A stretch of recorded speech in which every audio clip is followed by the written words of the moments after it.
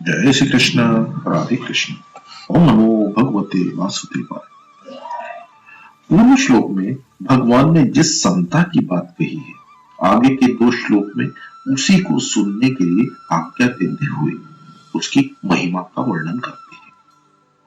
यहाँ तू पद प्रकरण संबंध विच्छेद करने के लिए आया है, अर्थात पहले सांख्य का प्रकरण कह दिया, अब योग का प्रकरण कहते हैं। यहाँ ऐसा पद पूर्व श्लोक में वर्णित समबुद्धि के लिए आया है। इस समबुद्धि का वर्णन पहले सांख्य योग में अच्छी तरह किया गया है।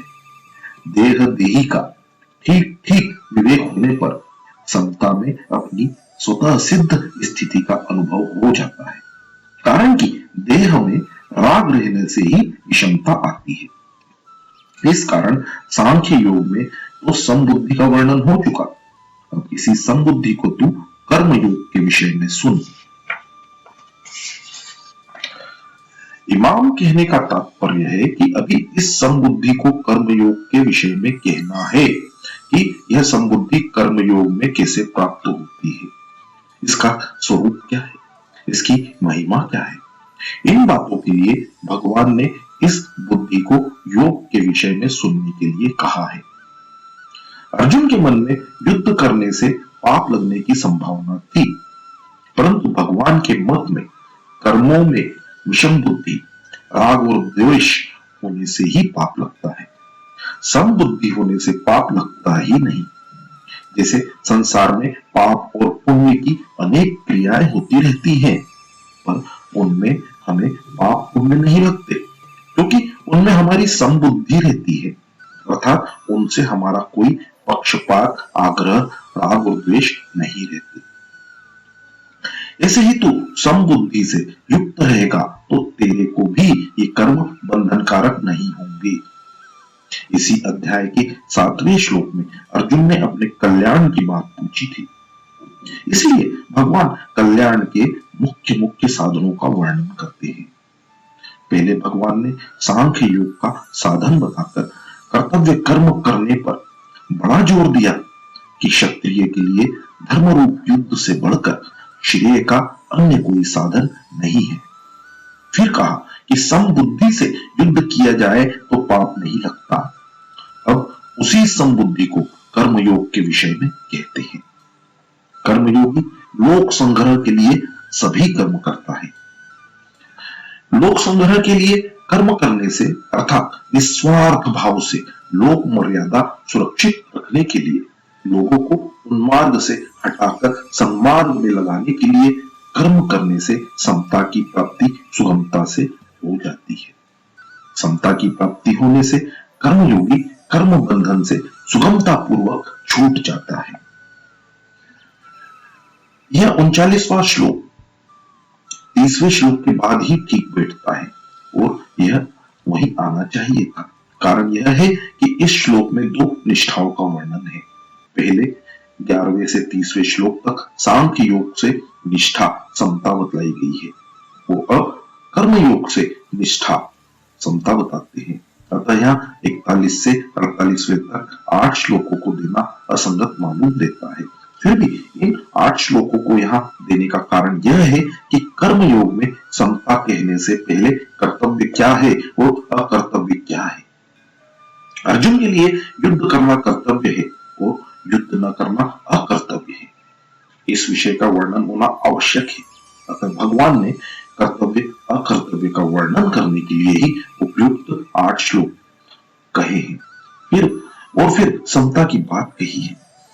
तात्पर्य है कि पहले 11वें से 30वें श्लोक तक सत असत के वर्णन में समता बताई कि सत सत ही है और असत असत ही है, इनमें कोई कुछ भी परिवर्तन नहीं आ सकता। फिर 41वें से 48वें श्लोक तक कर्तव्य अकर्तव्य की बात कहकर 39वें श्लोक से अकर्तव्य का त्याग और कर्तव्य का पालन करते हुए कर्मों की सिद्धि असिद्धि और फल की प्राप्ति अप्राप्ति में समता का वर्णन करते हैं। परिशिष्ट भाव यह है कि कर्मयोग के दो विभाग हैं, कर्तव्य विज्ञान और योग विज्ञान। भगवान ने 41वें से 43वें श्लोक तक कर्तव्य विज्ञान की बात कही है। इसमें कर्तव्य कर्म करने से लाभ और न करने से हानि का वर्णन किया है। अब यहां से 53वें श्लोक तक योग विज्ञान की बातें कहते हैं। पूर्व श्लोक में भगवान ने जिस समता की बात कही है वह सांख्य योग और कर्म योग दोनों साधनों से प्राप्त हो सकती है। शरीर और शरीरी के विभाग को जानकर शरीर विभाग से संबंध विच्छेद करना सांख्य योग है और कर्तव्य और अकर्तव्य के विभाग को जानकर अकर्तव्य विभाग का त्याग और कर्तव्य का पालन करना कर्म योग है। मनुष्य को दोनों में से किसी भी एक साधन का अनुष्ठान करके इस समता को प्राप्त कर लेना चाहिए, कारण कि समता आने से मनुष्य कर्म बंधन से मुक्त हो जाता है। एक धर्मशास्त्र पूर्व मीमांसा है और एक मोक्ष शास्त्र उत्तर मीमांसा है। यहाँ 41वें से 47वें श्लोक तक धर्मशास्त्र की और 39वें से 53वें श्लोक तक मोक्ष शास्त्र की बात आई है। धर्म से लौकिक और पारमार्थिक दोनों तरह की उन्नति होती है। धर्मशास्त्र में कर्तव्य पालन मुख्य है। धर्म कहो चाहे कर्तव्य कहो एक ही बात है।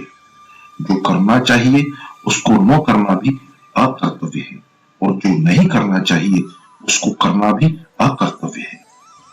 जिसमें अपने सुख की इच्छा का त्याग करके दूसरे को सुख पहुंचाया जाए और जिसमें अपना भी हित हो तथा दूसरे का भी हित हो वह कर्तव्य कहलाता है। कर्तव्य का पालन करने से योग की प्राप्ति अपने आप हो जाती है। कर्तव्य का पालन किए बिना मनुष्य योगारूढ़ नहीं हो सकता। योग की प्राप्ति होने पर तत्व ज्ञान स्वतः ही प्राप्त हो जाता है, जो कर्मयोग तथा ज्ञान योग दोनों का परिणाम है। इस समबुद्धि समता का केवल आरंभ ही हो जाए तो उस आरंभ का भी नाश नहीं होता। मन में समता प्राप्त करने की जो लालसा उत्कंठता लगी है यही इस समता का आरंभ होना है।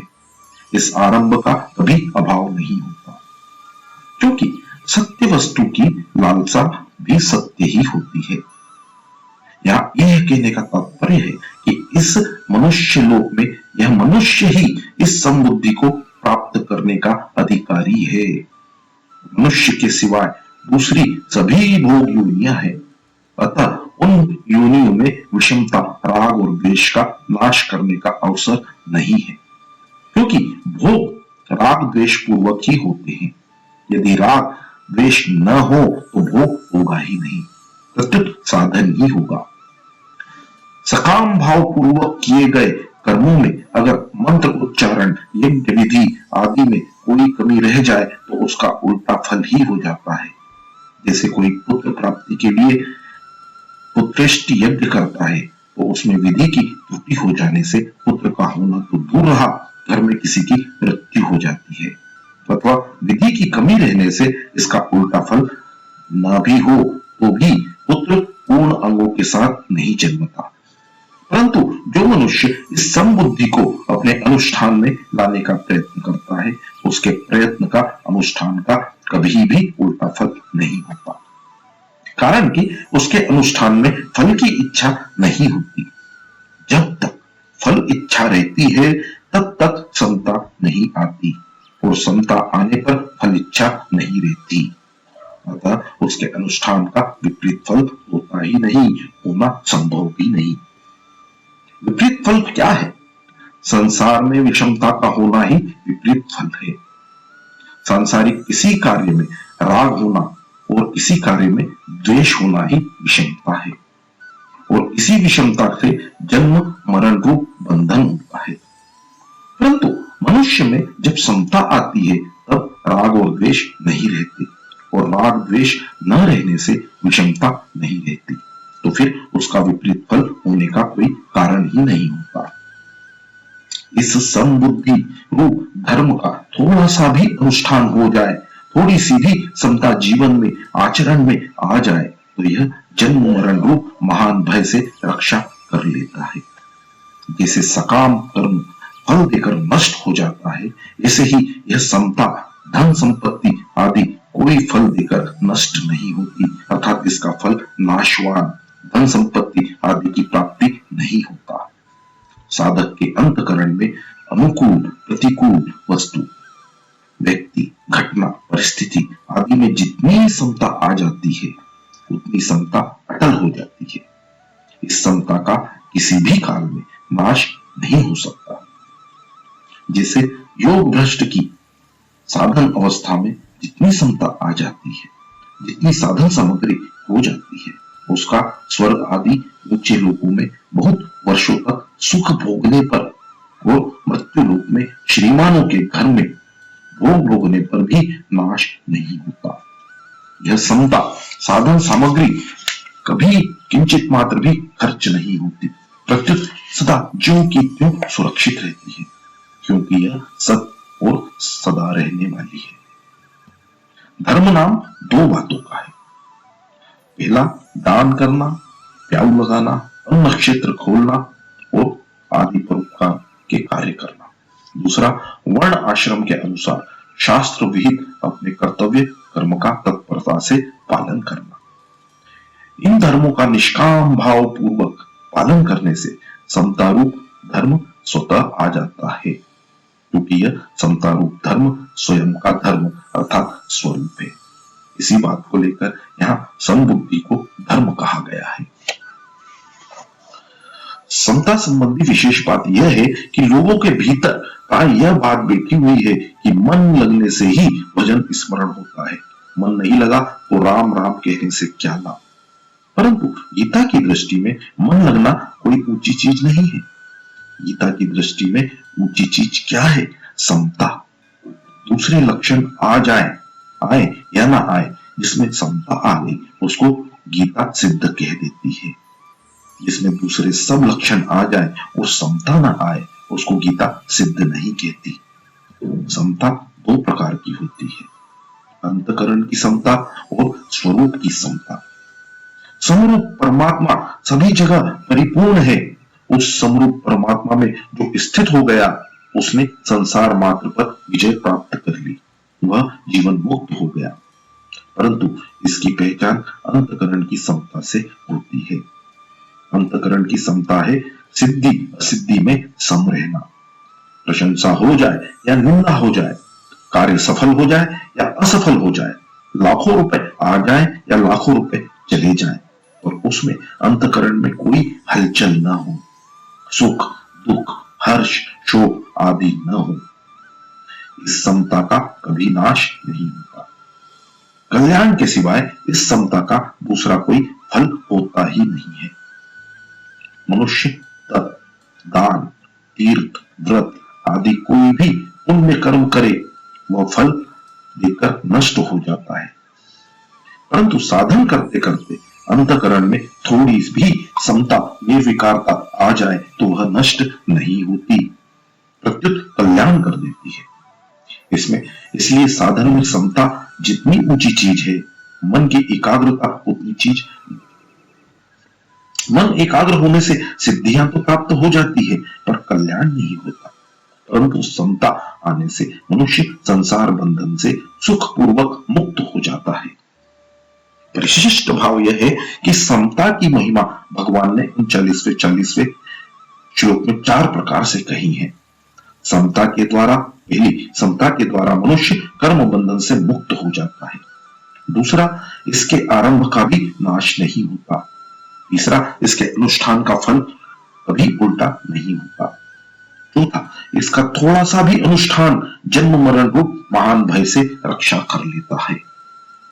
यद्यपि पहली बात के अंतर्गत ही शेष बातें 3 बातें शेष आ जाती है, तथापि सब में थोड़ा अंतर है।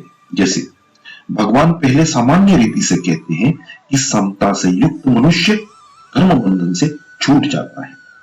बंधन का कारण गुणों का संग अर्थात प्रकृति और उसके कार्य से माना हुआ संबंध है। समता आने से प्रकृति और उसके कार्य से संबंध नहीं रहता, अतः मनुष्य कर्म बंधन से छूट जाता है। जैसे संसार में अनेक शुभ अशुभ कर्म होते रहते हैं, पर वे कर्म हमें बांधते नहीं, क्योंकि उन कर्मों से हमारा कोई संबंध नहीं होता। ऐसे ही समता युक्त मनुष्य का इस शरीर से होने वाले कर्मों से भी कोई संबंध नहीं होता। दूसरा, समता का केवल आरंभ हो जाए अर्थात समता को प्राप्त करने का उपदेश जिज्ञासा हो जाए तो इस आरंभ का कभी नाश नहीं होता, कारण कि अविनाशी का उपदेश ही अविनाशी होता है, जबकि नाशवान का उपदेश भी नाशवान ही होता है। नाशवान का उपदेश तो नाश पतन करता है, पर समता का उपदेश कल्याण ही करता है। तीसरा, समता के अनुष्ठान का फल उल्टा नहीं होता। सकाम भाव से किए जाने वाले कर्म में अगर मंत्रोच्चारण, अनुष्ठान, विधि आदि की कोई त्रुटि रह जाए तो उसका फल उल्टा हो जाता है। ऐसी कथा आती है कि त्वष्टा ने इंद्र का वध करने वाले पुत्र की इच्छा से एक यज्ञ किया था। उस यज्ञ में ऋषियों ने इंद्र शत्रु विविधर्वस्व इस मंत्र के साथ हवन किया। इंद्र शत्रु शब्द में यदि षष्ठी पुरुष समास हो जाए तो इसका अर्थ होगा इंद्रियस्थ शत्रु, इंद्र का शत्रु, और यदि बहुव्रीहि समास हो जाए तो इसका अर्थ होगा इंद्र शत्रुस्य, इसका शत्रु इंद्र है।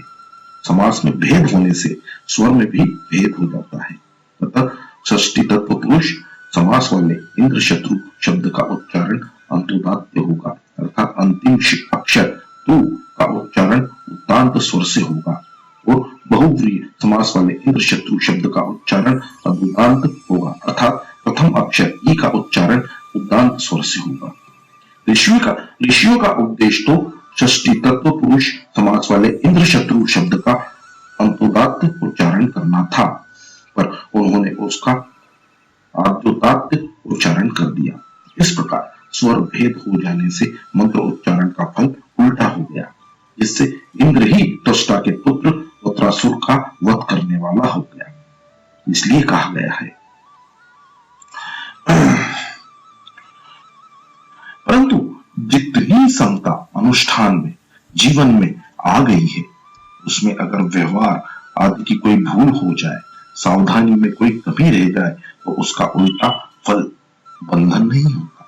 जैसे कोई हमारे यहाँ नौकरी करता हो और अंधेरे में लालटेन जलाते समय कभी उसके हाथ से लालटेन गिरकर टूट जाए तो हम उस पर नाराज होते हैं, परंतु उस समय जो हमारा मित्र हो, जो हमारे से कभी कुछ चाहता नहीं, उसके हाथ से लालटेन गिरकर टूट जाए तो हम उस पर नाराज नहीं होते, प्रत्युत कहते हैं कि हमारे हाथ से भी तो वस्तु टूट जाती है, तुम्हारे हाथ से टूट गई तो क्या हुआ, कोई बात नहीं। अतः जो सकाम भाव से कर्म करता है उसके कर्म का तो उल्टा फल हो सकता है, पर जो किसी प्रकार का फल चाहता ही नहीं, उसके अनुष्ठान का फल उल्टा कैसे हो सकता है? नहीं हो सकता।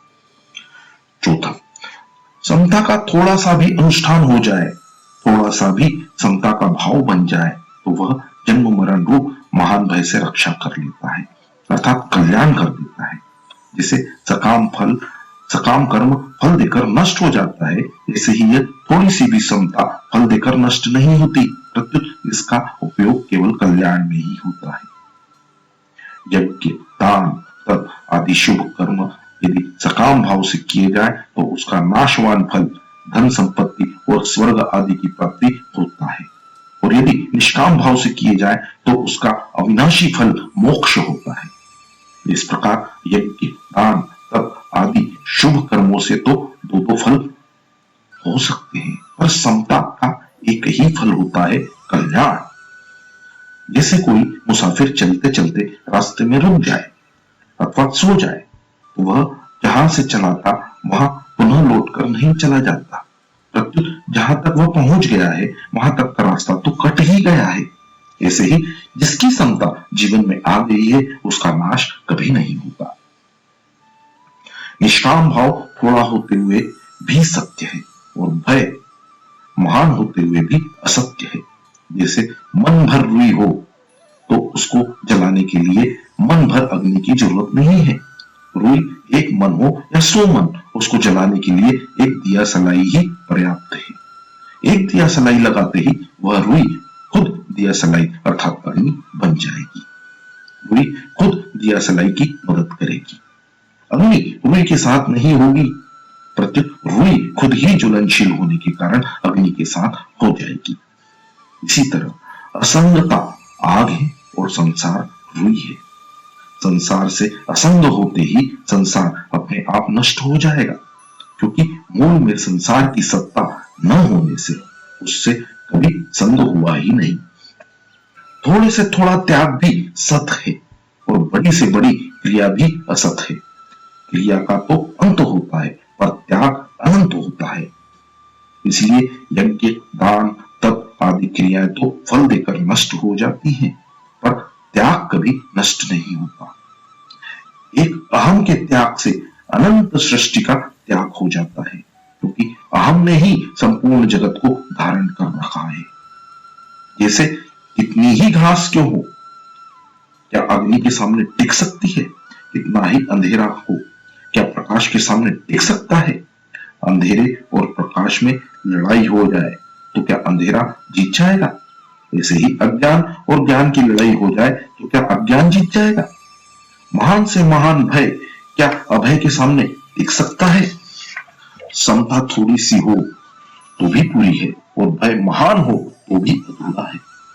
स्वल्प समता ही महान है, क्योंकि वह सच्ची है, और महान भय भी स्वल्प सत्ताहीन है, क्योंकि वह कच्चा है।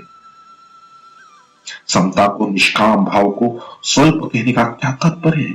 निष्काम भाव तो महान है, पर हमारी समझ में, हमारे अनुभव में थोड़ा आने से उसको स्वल्प कह दिया है। वास्तव में समझ थोड़ी हुई, समता थोड़ी नहीं हुई। उधर हमारी दृष्टि कम हो गई है, तो हमारी दृष्टि में कमी है, तत्व में कमी नहीं है। इसी तरह हमने असत को ज्यादा आदर दे दिया है, तो असत महान नहीं हुआ, प्रत्युत हमारा आदर महान हुआ। इसलिए अगर हम सत का अधिक आदर करें तो सत महान हो जाएगा, अर्थात उसकी महत्ता का अनुभव हो जाएगा, और असत का आदर न करें तो असत स्वल्प हो जाएगा। वास्तव में असत महान हो या स्वल्प, उसकी सत्ता होती ही नहीं है। वो सत महान हो या स्वल्प हो, उसकी सत्ता नित्य निरंतर विद्यमान है। इसलिए उपनिषदों में परमात्म तत्व को अणु से भी अणु और महान से भी महान बतलाया गया है। जय श्री कृष्ण, राधे कृष्ण। ओम नमो भगवते वासुदेवाय।